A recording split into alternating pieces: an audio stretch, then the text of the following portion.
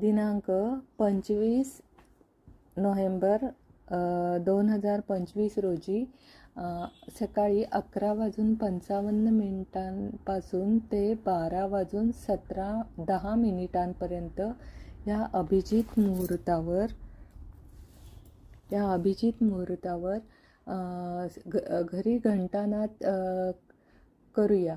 कारण काय की अयोध्येतील श्रीराम मंदिरावर अद्भुत असा केशरी ध्वज फडकणार आहे.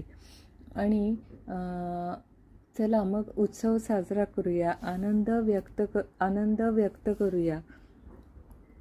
कारण चला आपण आपल्या ध्वजाच्या घंटानादाने सन्मानित करूया.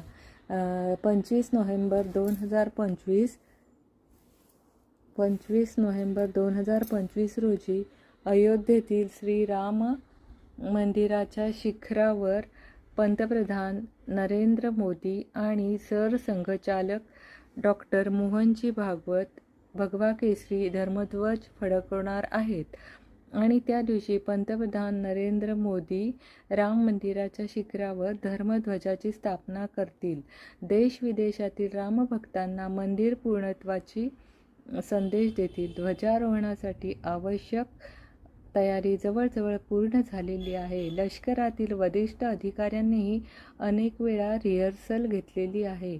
25 नोव्हेंबर रोजी दुपारी 11:55 ते 12:10 या अभिजित मुहूर्तावर पंतप्रधान नरेंद्र मोदी आणि सरसंघचालक डॉक्टर मोहनजी भागवत धर्मध्वजाची स्थापना करणार आहेत. ध्वज उभारण्यासाठी रिमोट कंट्रोलचा बटण दाबल्यापासून केवळ 10 सेकंदात ध्वज हवेत फडकू लागेल. ही त्यातील खास बाब आहे. हा विशेष भगवा केशरी ध्वज राम मंदिरात पोहोचला आहे. त्यावर सूर्यवंशाची प्रतीकचिन्हे आहेत. ध्वज फडकताच देशभरातील अनेक मठ मंदिरांमध्ये आणि सनातनी घरांमध्ये घंटानाद होईल. राम मंदिराच्या 161 फूट उंच शिखरावर 42 फुटाचा स्तंभ बसविण्यात आला आहे. या स्तंभावर 22 फूट लांब आणि 11 फूट रुंद असा हा भगवा केशरी ध्वज लावला जाईल. हा ध्वज सुमारे 4 किलोमीटर दुरूनही दिसणार आहे. त्यासाठी राम मंदिरात ऑटोमॅटिक फ्लॅग होस्टिंग सिस्टम बसविण्यात आली आहे.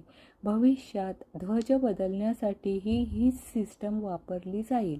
वारा जोरात वाहिल्यास ध्वज 360 डिग्री फिरू शकतो.